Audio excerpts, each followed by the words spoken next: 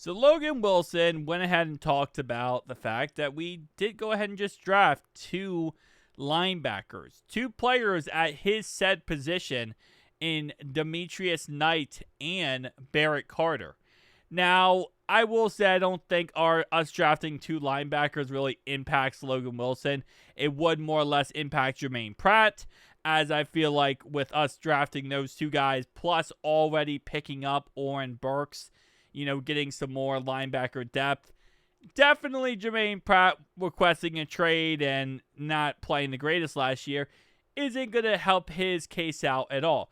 But for Logan Wilson, I think we're pretty set on him. I don't think anyone's really seeing this draft as, oh yeah, we're doing this to replace Logan Wilson. But at the end of the day, when you're a player and your team drafts two players at your position, you're going to start to think, okay, well, what does it mean, right? What does this mean for the future? What's going on here? And again, like I said, I don't really think it's that big of a deal for Logan here, but he does go ahead and preach a couple of things that I think is very important. He says, I always try to put myself in other people's shoes. If I was a rookie and going into a new place, new facility, a whole new city, I would want a veteran to reach out just to feel that welcoming feeling that you want to be part of the team. You're happy that they're a part of the team, and anything they need, just let me know. And again, this is why I love Logan Wilson. He's an absolute S+ tier man when it comes to this stuff. And I feel like for the most part, here's how I look at it, right? Not every single player is going to be like this. Especially when it comes to football, it's a business at the end of the day. It's a cutthroat business. Everyone, you need to, do what's best for you, right? Get the most money you can, work out whatever contract you can to benefit yourself. Like, it's a cutthroat business. But at the end of the day, our goal as a team, and every single team in the NFL, is to go win a Super Bowl. If you're selfish and you don't have that team mentality and you're not trying to do what's best for the team, you're never going to achieve that goal. So the way Logan is here is exactly the way you need a player to be. You need someone who says, okay, it's more about the team than it is about myself. Because eventually, let's say, for example, these guys didn't work out and they were busts in the end and Logan didn't help them. Well, if we continuously fail to go to the playoffs, fail to potentially go win the Super Bowl, eventually we're going to have to rebuild and we're going to have to figure some things out. And that would also mean, getting rid of some players. So in the end here, Logan Wilson, obviously, these guys, yes, they're at positions that potentially could eventually steal his job. But at the same time, if we're not good, he would lose his job anyway. It's like you have to keep all factors in mind that if we're not good, he's going to lose his job eventually because we're going to have to start rebuilding, getting high draft picks, getting linebackers, and potentially replacing him. So the way he's going about it is perfect. The way he's handling everything is perfect. That's exactly what you want to see. Now, we do have him on the contract until 2027, so a couple more years, but I'm assuming we're going to work out a new contract with him. Logan Wilson's a fan favorite in Cincinnati. We absolutely love the guy. So he does continue and say, I know Demetrius has kids. It's important whenever you're moving your family to a whole new city. So trying to be there for them. If they need me, they got my number now.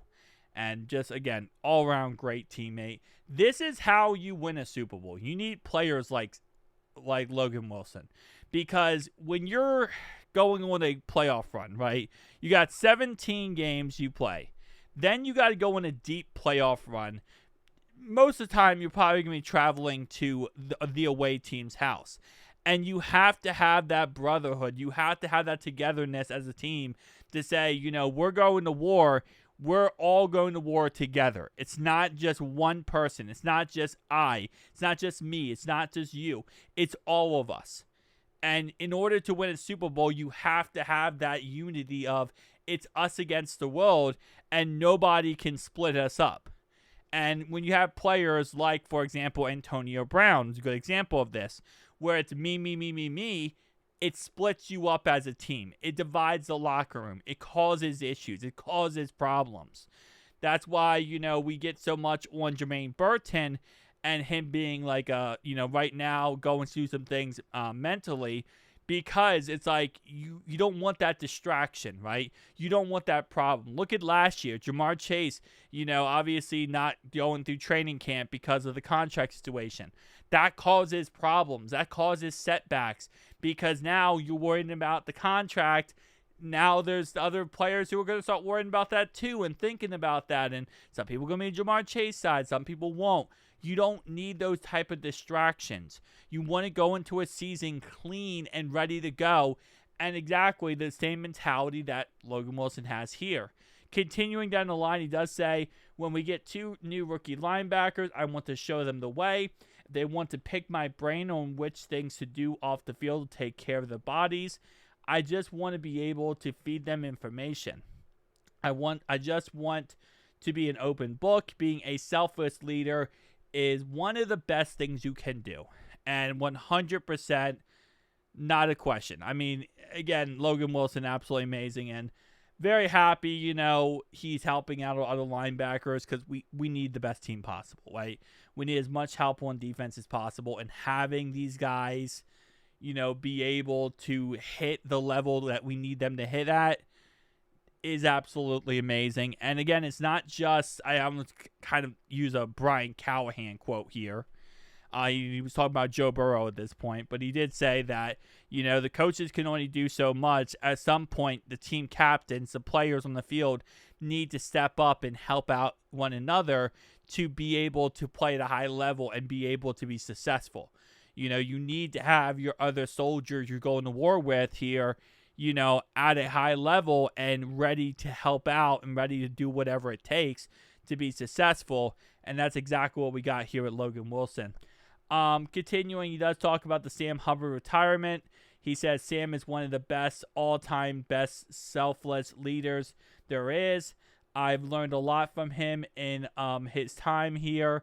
Now I'm going to year 6. I want to be that kind of guy for people to look to and learn things. So, again, just an absolute amazing way to handle a situation where, it's never easy. I mean, this is a situation, again, with football being so cutthroat. It's never an easy situation to understand that, someone is, whenever players get drafted, those players could potentially take your job. They could take away your income. They could take away your livelihood, right?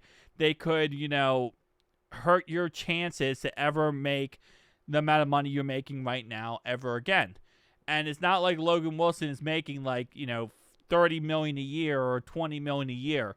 Right now he's on the contract, which I think is very team friendly, where he's making 9.5 this year and 8.2 next year, which is, again, very team friendly wise. So across the board, we hit a gem with Logan Wilson. We also hit a gem with Trey Hendrickson, in my opinion.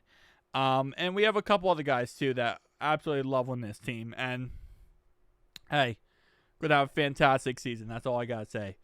Make sure to like and comment down below. See you guys next one. Peace out.